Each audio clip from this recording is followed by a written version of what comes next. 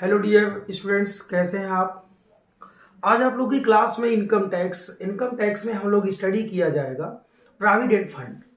एक एम्प्लॉई जब सर्विस से रिटायरमेंट लेता है तो उस समय उसके प्रोविडेंट फंड का पैसा उसका एम्प्लॉयर उसे पेमेंट में देता है। लेकिन डियर स्टूडेंट्स, जब वो एम्प्लॉय सर्विस में होता है, यानी कि ड्यूरिंग द सर्विस, कब? ड्यूरिंग द सर्विस, जब एम्प्लॉय सर्विस में होता है तो वह अपने सैलरी से, कहां से? सैलरी से। ये प्रोविडेंट फंड है, यानी कि आज हम लोग स्टडी करने वाले हैं प्रोविडेंट फंड, भविष्य निधि। तो वो अपने सैलरी से कुछ पैसा कंट्रीब्यूशन देता है, और साथ ही साथ जो एम्प्लॉयर होता है, ये एम्प्लॉयर भी अपने हिस्से का या अपने पास से कुछ पैसा एम्प्लॉय के प्रोविडेंट फंड में जमा करता है। जब एक एम्प्लॉय सर्विस से रिटायरमेंट लेता है तो इस फंड का, यानी टोटल अमाउंट प्लस जितना भी इंटरेस्ट, यानी कि जितना भी ब्याज बना होता है, टोटल लंप सम पेमेंट एम्प्लॉयर, कौन? एम्प्लॉयर किसे देता है? एम्प्लॉय को देता है।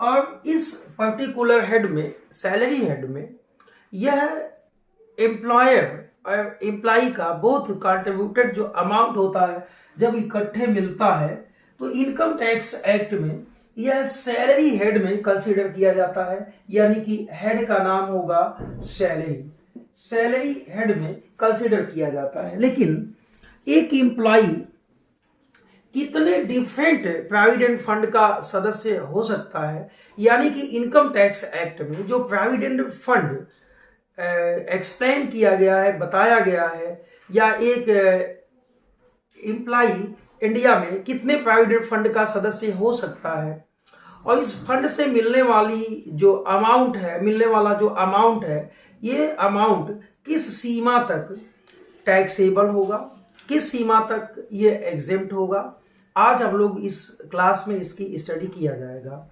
वैसे अगर कहा जाए कि प्रोविडेंट फंड क्या है, तो इसका नाम ही है भविष्य निधि, यानी कि कोई भी ऐसा नियोजन, कोई भी ऐसा प्लानिंग जो एम्प्लॉय के भविष्य के लिए किया जाए। यानी जब एम्प्लॉय सर्विस से रिटायरमेंट ले तो उसको एक फंड, इस फंड का टोटल पैसा मिले, ताकि उसका जीवन, आगे का जीवन सिक्योर हो सके। आगे का जीवन जितने दिन भी वो एम्प्लॉय जिए, जितने दिन एम्प्लॉय वह इस दुनिया में हो, या अगर वो एम्प्लॉय बुजुर्ग हो चुका है, या उसके अभी कुछ लाइबिलिटीज बाकी है जीवन के, जैसे घर बनवाना, बेटी की शादी, या ऐसे तमाम खर्चों को अपने, जब तक वो सर्विस में है तब तक तो सैलरी और जो भी उसको एमोलमेंट्स मिलते हैं, वहां से वो अपने उन खर्चों को कंपनसेट कर लेता है। लेकिन रिटायरमेंट के बाद उसे एक इकट्ठी राशि जब इस प्रोविडेंट फंड से मिलती है तो उसका फ्यूचर जो जीवन है वो सिक्योर होता है। तो एम्प्लॉयर इस उद्देश्य से एम्प्लॉय के लिए यह प्रोविडेंट फंड बनाता है। साथ ही कुछ कॉन्स्टिट्यूशन, संवैधानिक जो दबाव है या संवैधानिक जो प्रेशर कह सकते हैं हम, कि जिस ऑर्गेनाइजेशन में जो एम्प्लॉय काम कर रहा है, इसके लिए भविष्य निधि का बनाना बहुत ही आवश्यक है। ये मैंडेटरी किया गया है गवर्नमेंट ऑफ इंडिया के द्वारा। तो यदि कोई भी एम्प्लॉय जब वो सर्विस में होता है तो उसी टाइम पर एम्प्लॉय के लिए एक प्रोविडेंट फंड का क्रिएशन, यानी भविष्य निधि का क्रिएशन एम्प्लॉयर के द्वारा, किसके द्वारा? एम्प्लॉयर के द्वारा किया जाता है। और जब एम्प्लॉय सर्विस से रिटायरमेंट लेता है तो इस कंप्लीट अमाउंट का, यानी इस पीएफ के अमाउंट का टोटल पेमेंट एम्प्लॉय को मिल जाता है। और इसे हम प्रोविडेंट फंड कहते हैं।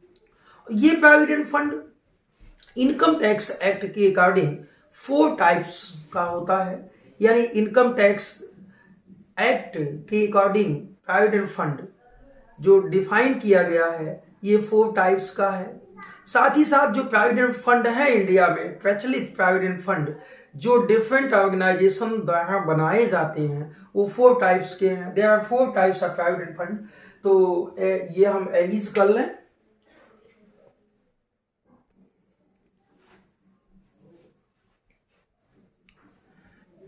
सो डियर स्टूडेंट्स, ये प्रोविडेंट फंड जो इनकम टैक्स एक्ट ने सबसे पहला एसपीएफ स्टैचुरी प्रोविडेंट फंड, जो कि स्टैचुरी मीन्स वैधानिक भविष्य निधि, स्टैचुरी प्रोविडेंट फंड पहला statutory provident fund. Second recognised provident fund यानी प्रमाणित भविष्य निधि।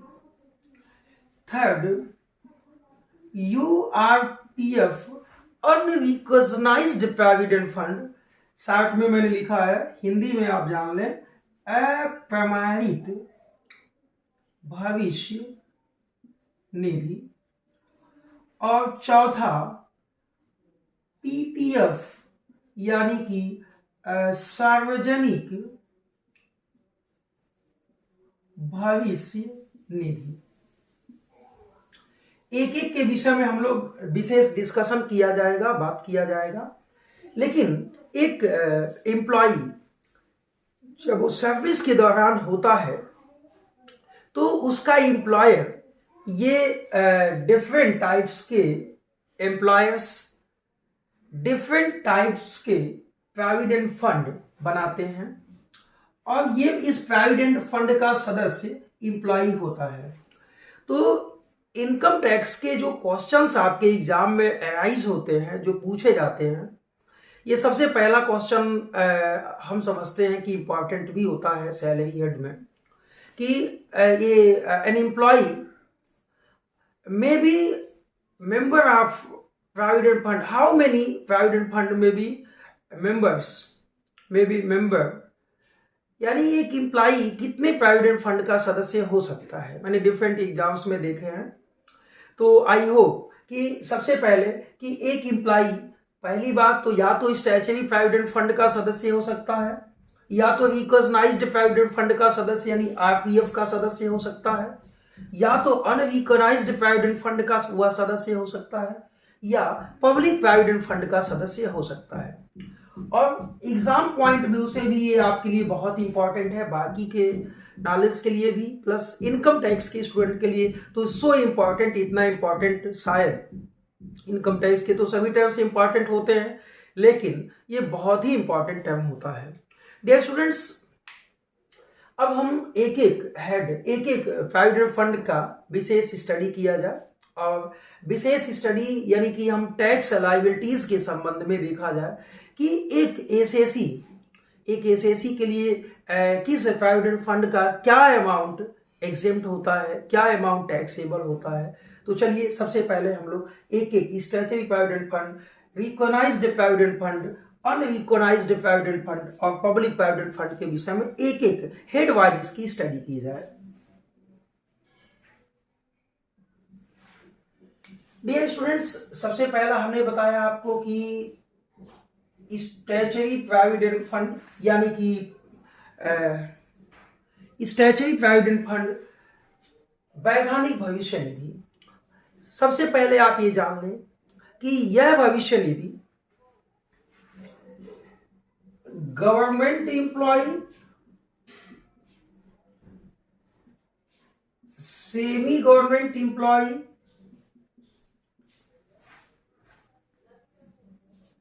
employee of statutory body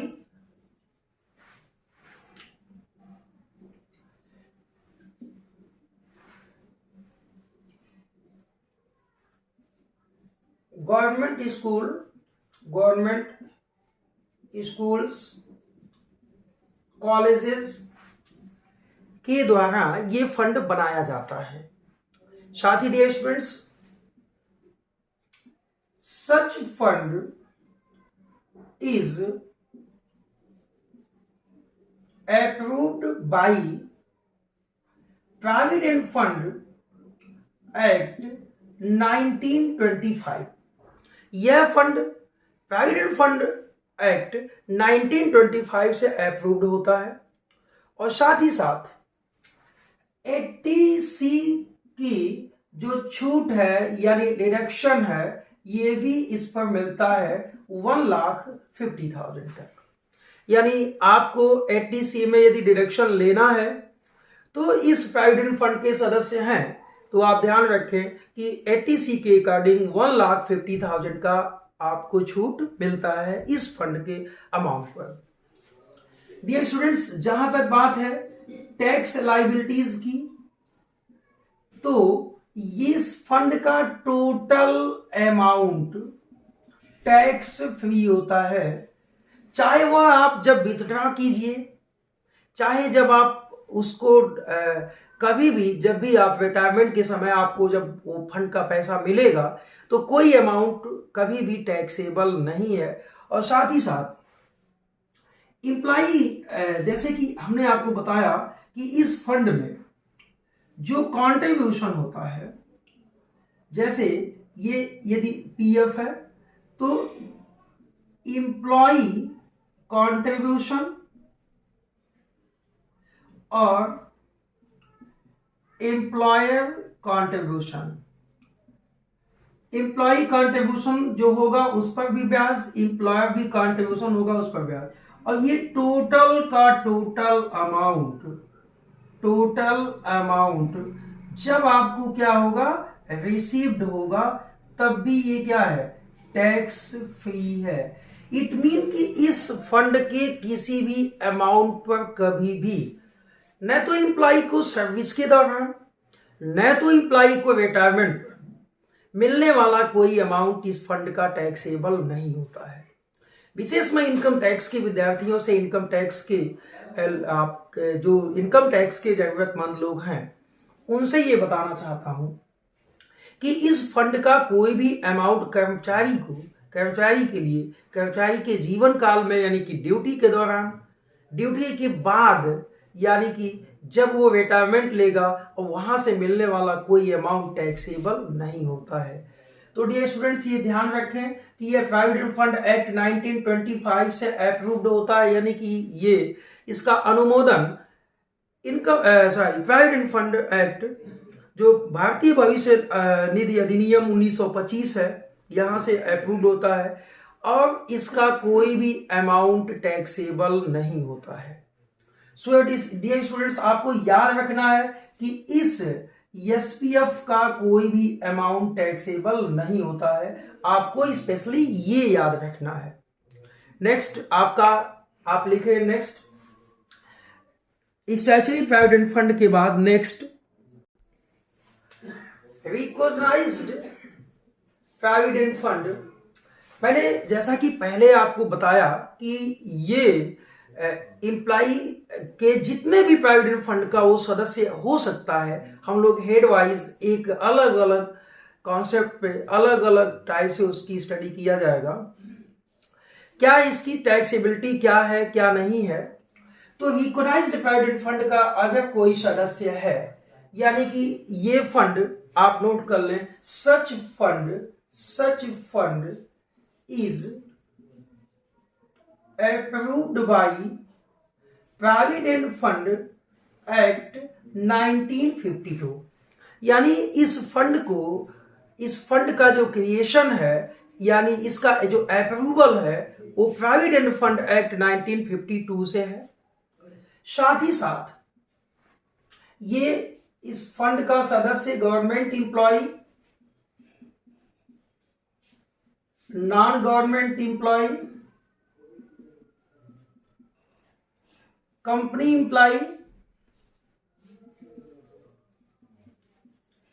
factory employ, हो सकता है, यानी नॉन गवर्नमेंट एम्प्लॉय भी इस प्रोविडेंट फंड का सदस्य हो सकता है, यानी नॉन गवर्नमेंट ऑर्गेनाइजेशन भी इस प्रोविडेंट फंड को बनाते हैं। और employ and employer both contribution इस प्रोविडेंट फंड में भी कलेक्ट किया जाता है। और एम्प्लॉय जब सर्विस से रिटायरमेंट लेता है तो इस फंड का पैसा भी उसे एक मुश्त रिटायरमेंट के टाइम पर उसे उसका एम्प्लॉयर देता है। ऐसे केसेस में जो 80C का डिडक्शन है, 80C का डिडक्शन इस पे भी अलाउ है। और जो मैक्सिमम लिमिट है ये 1,50,000 तक, यानी इस प्रोविडेंट फंड का पैसा यदि आपको मिलता है तो 1,50,000 रुपए तक छूट 80C के अकॉर्डिंग मिलेगा। डियर स्टूडेंट्स, यहां समझने वाली बात यह है कि इस प्रोविडेंट फंड का जो कॉन्ट्रीब्यूशन होता है, जैसा कि मैंने आपसे पहले बात किया कि यहां यदि एम्प्लॉय कॉन्ट्रीब्यूशन है, जो एम्प्लॉय कॉन्ट्रीब्यूशन है और जो एम्प्लॉयर कॉन्ट्रीब्यूशन है, यानी एम्प्लॉय कॉन्ट्रीब्यूशन और एम्प्लॉयर कॉन्ट्रीब्यूशन। एम्प्लॉय कॉन्ट्रीब्यूशन तो पर मंथ टैक्सेबल होता है, ये सैलरी हेड में, चाहे एम्प्लॉय रिकॉग्नाइज्ड प्रोविडेंट फंड का सदस्य हो, चाहे एम्प्लॉय स्टैट्यूटरी प्रोविडेंट फंड का सदस्य हो, चाहे एम्प्लॉय अनरिकॉग्नाइज्ड प्रोविडेंट फंड का सदस्य हो, लेकिन जो एम्प्लॉय कंट्रीब्यूशन होता है वह हर मंथ टैक्सेबल होता है। एम्प्लॉय की सैलरी से जो पैसा कंट्रीब्यूट किया जाता है वो हर महीने एम्प्लॉय के लिए टैक्सेबल होता है। लेकिन यहां एम्प्लॉयर कंट्रीब्यूशन की जो बात है, ये एक्सेस ऑफ 12% ऑफ सैलरी, जो एम्प्लॉयर कंट्रीब्यूशन होगा सैलरी के 12% से जितना ज्यादा होगा वो टैक्सेबल किया जाता है, ये इनकम टैक्स एक्ट के अकॉर्डिंग। साथ में interest paid by employer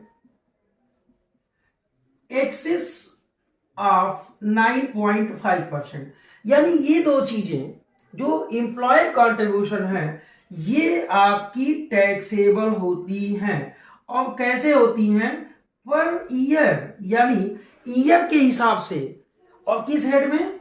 salary head में, यानी सैलरी हेड में ईयर के हिसाब से ये अमाउंट टैक्सेबल होता है। क्या होता है? Excess of 12% of salary and 9.5%। It mean कि ये अमाउंट आपका क्या पर ईयर सैलरी हेड में टैक्सेबल होता है। आप इसको नोट कर लें। आपका रिकॉग्नाइज्ड प्रोविडेंट फंड का employer contribution excess of 12% of salary. So dear students, यहां पर ये जो 12% सैलरी हम निकालते हैं, जो 12% सैलरी लिखते हैं, तो यहां सैलरी की मीनिंग क्या है? तो सबसे पहले कि basic salary plus dearness allowance under the terms of employment और commission on sale by fixed rate. ये तीनों, इन तीनों का टोटल किया जाएगा और इन तीनों के टोटल में 12% निकालेंगे। और 12% तक यदि कंट्रीब्यूशन है तो एग्जेम्प्ट होगा। 12% से जितना ज्यादा होगा इस रिकॉग्नाइज्ड प्रोविडेंट फंड का, वो amount employer contribution per year के हिसाब से एम्प्लॉय के लिए टैक्सेबल किया जाएगा। सो डियर स्टूडेंट्स, अब ये बात कर लेते हैं कि इस फंड का टोटल अमाउंट जब एम्प्लॉय को विथड्रॉ होता है, यानी इस फंड का टोटल अमाउंट जब एम्प्लॉय के हाथ में आता है, यानी total amount received at retirement, जब एम्प्लॉय रिटायरमेंट होता है तो इस फंड का टोटल अमाउंट उसे मिलता है। इनकम टैक्स एक्ट के अकॉर्डिंग यह टोटल अमाउंट कभी भी टैक्सेबल नहीं है। जिस तरह से आपने स्टैच्यूटरी प्रोविडेंट फंड आपका टोटल अमाउंट एग्जेम्प्ट होता है कब, जब वो आप रिटायरमेंट के समय पाते हैं तब, तो ये भी अमाउंट क्या होगा, एग्जेम्प्ट है। यानी इनकम टैक्स एक्ट कहता है कि इस पे भी हम आपसे कोई टैक्स नहीं लेंगे। So dear students, I think कि ये प्रॉपर आपको समझ में आ गया होगा। लेकिन इसका जो मेन पॉइंट है, जो मेन व्यू है, वो ये है, क्योंकि ये सैलरी में जुटता है और प्रैक्टिकल न्यूमेरिकल्स में बहुत इंपॉर्टेंट होता है। तो इसके कैलकुलेशन कैसे किए जाते हैं, ये कैसे इस एक्सेस अमाउंट को, कि जो सैलरी हेड में टैक्सेबल किया जाता है, इसको कैसे आप कैलकुलेट कीजिएगा। तो चलिए इसको निकालने के लिए, इस टैक्सेबल पार्ट को निकालने के लिए हम लोग एक प्रैक्टिकल क्वेश्चन के माध्यम से देखते हैं कि कैसे ये आप इसको सॉल्व कीजिए। So dear, employer contribution to recognized provident fund excess of 12% of salary taxable under the head of salary। Under the head of salary निकालने के लिए इस अमाउंट को कैसे निकालेंगे।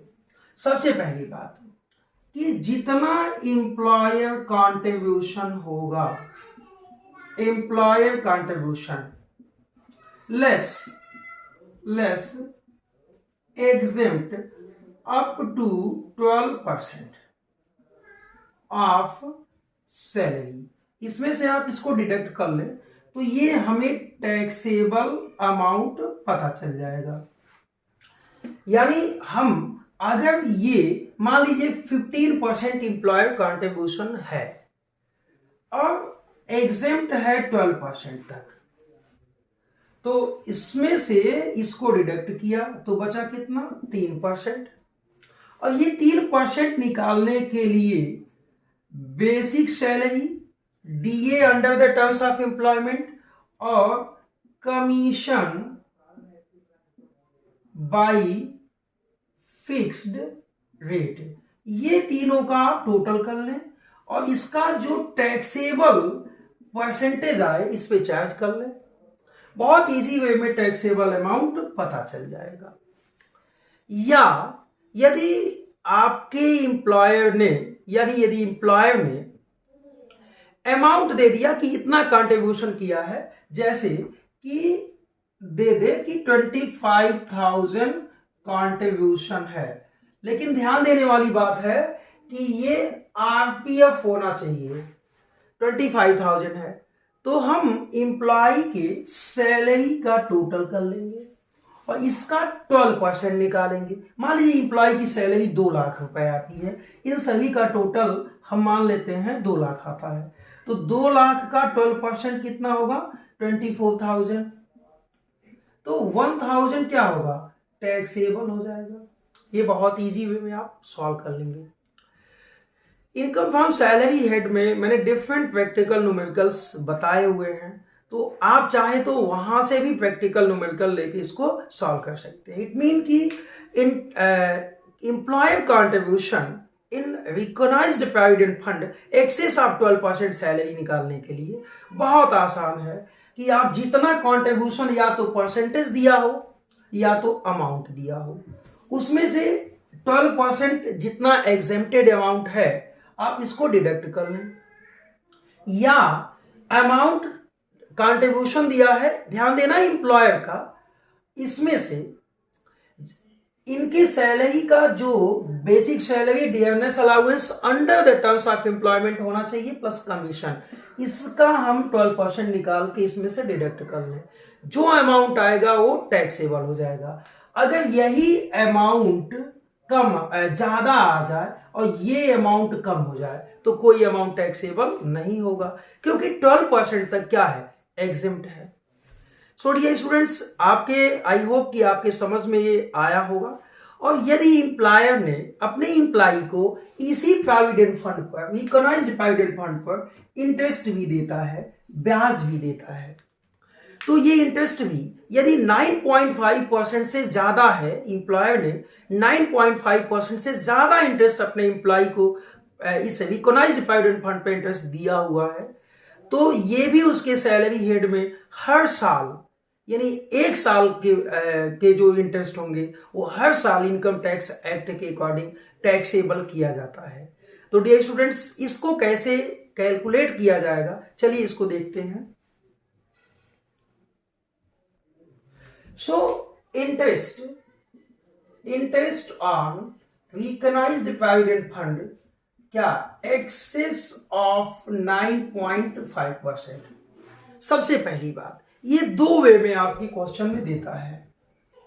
पहली बात कि आपको अमाउंट ऑफ इंटरेस्ट दे देगा और परसेंटेज ऑफ इंटरेस्ट दे देगा। जैसे आपको एम्प्लॉयर ने 10,000 interest on RPF at the rate of 10% given. तो अब इसमें क्या है कि आपको टैक्सेबल निकालना है, जो सैलरी हेड में टैक्सेबल किया जाना है।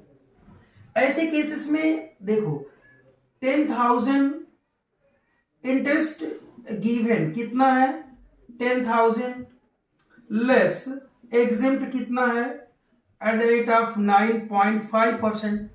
तो 10,000 देता है 10% से, तो 9.5% कितना होगा, 9,500। इट मीन 500 क्या होगा, टैक्सेबल। एक ऐसे दे सकता है, या collected amount of recognised provident fund दे देगा और रेट ऑफ इंटरेस्ट दे देगा। जैसे कह दूं कि इस collected amount of fund 2 lakh है और इंटरेस्ट गिवन 12% है। इट मीन कि इंटरेस्ट टैक्सेबल कितना होगा, तो इंटरेस्ट 12% मिलता है, 9.5% क्या है, एग्जेम्प्ट है, तो टैक्सेबल कितना हुआ, 2.5%। इट मीन कि जो 2 लाख का कलेक्टेड अमाउंट है इसका कितना, 2.5%। इट मीन कितना, 2 लाख रुपए का, यानी 2 लाख का 2.5%। तो बहुत इजली 2 लाख का 2.5% आप बहुत इजली निकाल देंगे। तो कितना आएगा भाई, ये आएगा 5,000। ये आपका अमाउंट टैक्सेबल निकल जाएगा। तो इंटरेस्ट यदि आपको निकालना है तो 2 वे आपको दे सकता है। हाँ, अगर केवल इंटरेस्ट का परसेंटेज दे दे और न तो अमाउंट ऑफ इंटरेस्ट दिया है और न तो कलेक्टेड अमाउंट ऑफ फंड दिया है, तो फिर आप कैसे निकाल सकते हो। इसका मतलब है कि रिकॉग्नाइज्ड प्रोविडेंट फंड का जो इंटरेस्ट है वो कंसीडर नहीं किया जाएगा जब तक कि आपको कोई ऐसा इंफॉर्मेशन नहीं दे दे। तो डियर स्टूडेंट्स, जो रिकॉग्नाइज्ड प्रोविडेंट फंड है केवल ये कि ऐसा फंड है कि जो सैलरी हेड में पर ईयर के हिसाब से employer contribution excess of 12% of salary and interest given by employer on particular fund excess of 9.5% is taxable according to tax act. So I hope कि ये आपको समझ में आया होगा। अब नेक्स्ट प्रोविडेंट फंड है unrecognized provident fund. Now dear students, चलिए देखते हैं unrecognized provident fund, URPF. Dear students, URPF unrecognised provident fund. ये प्रोविडेंट फंड न तो प्रोविडेंट फंड एक्ट 1925 और न तो प्रोविडेंट फंड एक्ट 1952 और ना ही ये किसी वैधानिक प्रोविडेंट फंड अधिनियम से अप्रूव्ड नहीं होता, यानी कि यह प्रोविडेंट फंड न तो अप्रूव्ड है किसी प्रोविडेंट फंड एक्ट के अकॉर्डिंग। तो आप लिख लें कि such fund is not approved by PF act 1925 and not approved by PF act 1952। यानी यह प्रोविडेंट फंड दोनों प्रोविडेंट फंड एक्ट से अप्रूव्ड नहीं होता है। इसके जो मेंबर्स होते हैं अक्सर नॉन गवर्नमेंट एम्प्लॉयज होते हैं, यानी इसके जो सदस्य मेंबर्स होते हैं वो नॉन गवर्नमेंट एम्प्लॉय यानी प्राइवेट कर्मचारी होते हैं। और पता है कि जो 80C है ना, इसके लिए नॉट अलाउड है, यानी यही एक ऐसा प्रोविडेंट फंड है कि जिसके लिए 80C अलाउड नहीं है, यानी 80C में इसका कोई भी अमाउंट आपको छूट नहीं मिलेगा यदि इस प्रोविडेंट फंड में आपके सैलरी हेड से कुछ पैसा कट के जमा होता है। लेकिन lump sum amount at the time of retirement when employ go for retirement, जब एक एम्प्लॉय रिटायरमेंट हो जाता है तो इसका पैसा क्या होगा, इस फंड का पैसा, यानी कि यहां पे लिखेंगे एम्प्लॉय कॉन्ट्रीब्यूशन और प्लस इंटरेस्ट, यहां पे लिखेंगे एम्प्लॉयर कॉन्ट्रीब्यूशन प्लस इंटरेस्ट। ये टोटल पैसा एम्प्लॉय को कब मिलेगा, रिटायरमेंट, जब वो सर्विस से रिटायरमेंट होगा तो पैसा मिलेगा। तो ऐसे केसेस में एम्प्लॉय कंट्रीब्यूशन क्या होता है, पर मंथ टैक्सेबल होता ही है, इसमें नो डाउट। एम्प्लॉय का जो भी कंट्रीब्यूशन जिस फंड में भी होता है वो हर महीने टैक्सेबल होता है, नो डाउट। लेकिन जो इंटरेस्ट होता है, चूंकि इसे अपने कंट्रीब्यूशन पे इंटरेस्ट मिला है, किसके कंट्रीब्यूशन पे, अपने कंट्रीब्यूशन पे इसको इंटरेस्ट मिला है, तो जो अपने कंट्रीब्यूशन पे इसको इंटरेस्ट मिला है, तो यदि किसी एम्प्लॉय को अपने किसी भी निजी इन्वेस्टमेंट पर, निजी किसी शेयर्स पर या निजी किसी डिवेंचर्स पर कोई रिटर्न्स मिलता है, तो यहां पे एम्प्लॉय एंड एम्प्लॉयर के रिलेशंस की वजह से ये अमाउंट इनको नहीं मिला है। सैलरी हेड में कोई भी इनकम टैक्सेबल होने के लिए एम्प्लॉयर एंड एम्प्लॉय के रिलेशंस होने चाहिए। सो डियर स्टूडेंट्स, ये जो अमाउंट ऑफ इंटरेस्ट है ये अदर सोर्सेस हेड में टैक्सेबल होता है, ये बहुत आप ध्यान से सुने। और जो एम्प्लॉयर कंट्रीब्यूशन और इंटरेस्ट होता है, ये जब एम्प्लॉय टोटल अमाउंट रिसीव किया तो ये टैक्सेबल होता है।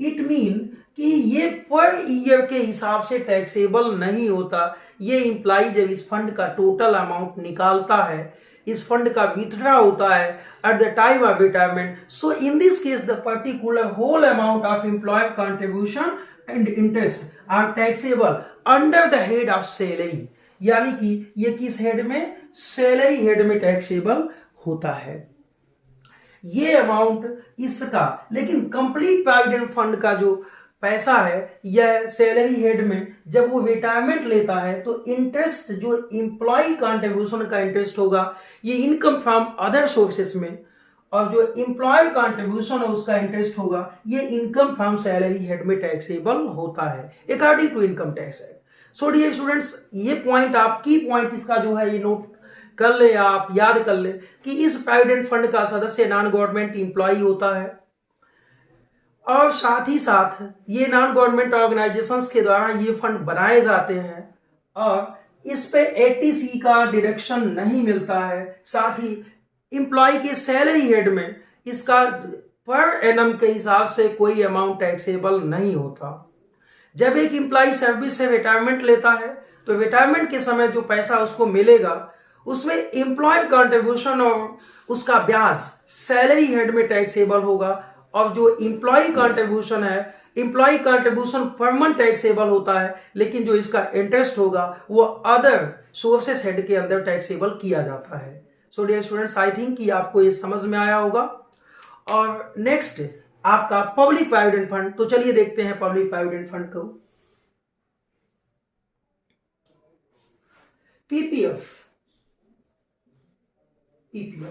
पब्लिक प्रोविडेंट फंड, यानी कि आप ध्यान दें कि इस फंड को बनाने के लिए हमें किसी एम्प्लॉयर की आवश्यकता नहीं है। कोई जरूरी नहीं कि मेरा कोई एम्प्लॉयर हो और वो मुझे उस एम्प्लॉयर के यहाँ मेरा प्रोविडेंट फंड बने, उसके माध्यम से किसी बैंक में खाता खुले, ये जरूरी नहीं है। इनकम टैक्स एक्ट के अकॉर्डिंग यदि आपने किसी भी नेशनलाइज बैंक में खाता ओपन किया है पब्लिक प्रोविडेंट फंड के नाम से, कोई भी व्यक्ति, डॉक्टर, वकील, चार्टर्ड अकाउंटेंट्स, यानी एनी पर्सन, चाहे वो सैलराइज हो चाहे वो सैलराइज ना हो, किसी भी जो आपके अप्रूव्ड बैंक है, जो राष्ट्रीयकृत बैंक है, यानी जो नेशनलाइज बैंक है, वहां पर खाता खोल के और इस प्रोविडेंट फंड में 500 रुपए मिनिमम, यानी 500 मिनिमम और 1,50,000 मैक्सिमम अमाउंट आप डिपॉजिट कर सकते हैं। और ये अमाउंट 80C के अकॉर्डिंग 1,50,000 तक आपको छूट मिलेगा। साथ ही डियर स्टूडेंट्स,